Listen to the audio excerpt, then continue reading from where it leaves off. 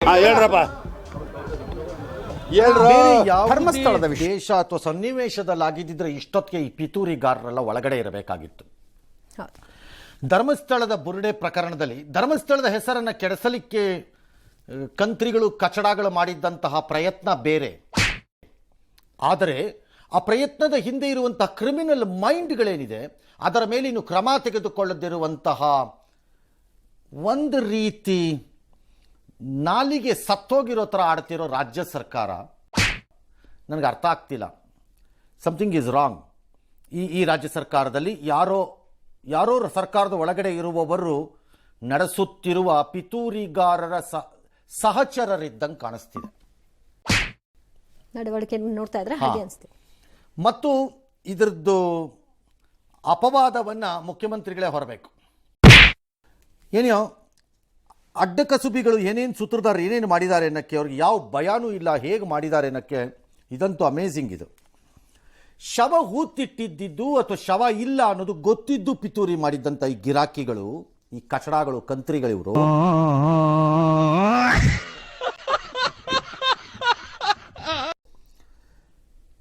Supreme ಕೋರ್ಟ್ಗೆ ಹೋಗ್ತಾರೆ. April ತಿಂಗಳಲ್ಲಿ ಪೆಟಿಷನ್ ಫೈಲ್ ಮಾಡ್ತಾರೆ PIL ರೂಪದಲ್ಲಿ.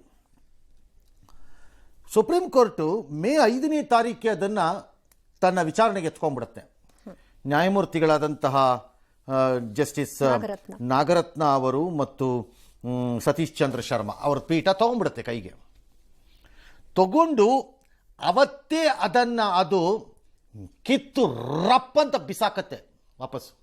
ಮಾನ ಮರ್ಯಾದೆ ಇದೆಯಾ ಅಂತ ಸುಪ್ರೀಂ ಕೋರ್ಟ್ ಹೇಳುತ್ತೆ ತನ್ನ ಜಡ್ಜ್ಮೆಂಟಲ್ಲಿ. 1/95/2004 ಅವಧಿಯಲ್ಲಿ ಆಗಿದ್ದ ಪ್ರಕರಣವನ್ನು ಈಗ ನಮ್ಮ ಮುಂದೆ ತರ್ತಾ ಇದ್ದೀರಿ 25ರಲ್ಲಿ. ಯಾವುದೇ ಕಾರಣ ಕೊಡದೆ ಇಷ್ಟು ಕಾಲ ಕಳೆದ ನಂತರ ನಮ್ಮ ಹತ್ರಕ್ಕೆ ಬಂದಿರೋದಕ್ಕೆ ಇದನ್ನು ಕಿತ್ತು ಬಿಸಾಕ್ಬೋದು ನಾವು, ಯಾವುದೇ ಇದಿಲ್ಲದೆ. ಆದರೂ ಕನ್ಸಿಡರ್ ಮಾಡಿ ನೋಡಿದ್ವಿ, ಬರಲ್ಲ ಇದು ಯಾವುದೇ ವಿಚಾರಣೆ ವ್ಯಾಪ್ತಿಗೆ. ಇದನ್ನು ನೋಡಿದ್ರೆ ಈ ಪೆಟಿಷನ್ನು, ಈ ಅರ್ಜಿಯ ಸ್ಟೈಲು, ಡಾನ್ಸು, ಕಲರು, ಡ್ರಾಮಾ, ನಾಟಕ ಎಲ್ಲ ನೋಡಿದ್ರೆ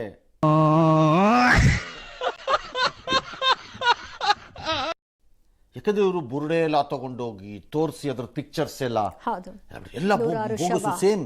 ಯಾರ್ಯಾರದ್ದೋ ಬುರುಡೆ ಸುಪ್ರೀಂ ಕೋರ್ಟ್ ಮುಂದೆ ಏನು ಹೇಳ್ತು supreme court?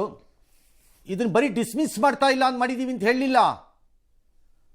Styling this writ petition as A public interest litigation ಯಾವ ಥರ ಹಾಕಿದ್ದಾರೆ ಅಂದರೆ ಅದರ ಘನತೆ, ಉದ್ದೇಶವನ್ನೇ ಇದು ಅವಮಾನಕ್ಕೆ ಗುರಿ ಮಾಡ್ತಾ ಇದೆ. ಇದು ನಮ್ಗೆ ಅದೇ ಆಶ್ಚರ್ಯ ತರ್ತಾ ಇದೆ. ಇದು ಪಬ್ಲಿಕ್ ಇಂಟ್ರೆಸ್ಟ್, ಸಾರ್ವಜನಿಕ ಹಿತಾಸಕ್ತಿ ಅರ್ಜಿ ಅಲ್ಲ, ಇದು ಪಬ್ಲಿಸಿಟಿ ಇಂಟ್ರೆಸ್ಟ್ ಲಿಟಿಗೇಷನ್. ಇದು ಪ್ರಚಾರಕ್ಕಾಗಿ ಬಂದಿರುವಂತಹ ಅರ್ಜಿ. ಇದು ಪೈಸಾ ಇಂಟ್ರೆಸ್ಟ್ ಲಿಟಿಗೇಷನ್. ಇದು ಪೈಸಾ ವಸೂಲ್, ಪೈಸಾ ಕತೆ. ದಿವಾಲಿಗೆ ಫುಲ್ಜಡಿ. ಇದು ಪ್ರೈವೇಟ್ ಇಂಟ್ರೆಸ್ಟ್ ಲಿಟಿಗೇಷನ್. ಇದು ಖಾಸಗಿ ಆಸಕ್ತಿಗಳ ತೆವಲು ತೀರಿಸ್ಕೊಳ್ಳೋ, ತೆವಲು ಪದ ಬಳಸಿಲ್ವೇನೋ ಬಟ್ ಹೇಳ್ತಾ ಇದ್ದೀನಿ, ಲಿಟಿಗೇಷನ್. ಇದು ಪೊಲಿಟಿಕಲ್ ಇಂಟ್ರೆಸ್ಟ್ ಲಿಟಿಗೇಷನ್. ಇದು ರಾಜಕೀಯ ಚಿಂತನೆಗಳಿಗೆ ಪೂರಕವಾಗಿ ತಂದಿರುವಂತಹ, ನಾನು ಅವತ್ತಿಂದ ಹೇಳ್ತಾ ಇದ್ದೆ, ಐಡಿಯಾಲಜಿಕಲ್ ಫೈಟು ತರ್ತಾ ಇರೋ ಫೈಟ್ ಇದು ಅಂತ. ಇದೇ ಲೆಫ್ಟಿಸ್ಟ್ಗಳದ ಆಟ, ಇದೇ ಲೆಫ್ಟಿಸ್ಟ್ಗಳ ಆಟ. ಎಡಪಂಥೀಯ ಚಿಂತನೆಯಲ್ಲಿ ಕುಳಿತುಕೊಂಡು ದೇವ್ರ ತರ ವರದು, ದೇವ್ರ ನಂಬಲ್ಲ ಅವರು ಪರಿಬಿಡಿ, ನಾವೇ ಬಹಳ ದೊಡ್ಡವರು ಅಂತ ಬುರುಡೆ ಬಿಟ್ಕೊಂಡು ಓಡಾಡ್ತಾರಂತ ಕಚಡಗಳು ಮಾಡಿದ ಕೆಲಸಕ್ಕೆ ನಾನೆಲ್ಲ ಹೇಳಿರೋದು ಇದು. Supreme court hence petition is dismissed ಅಂತ.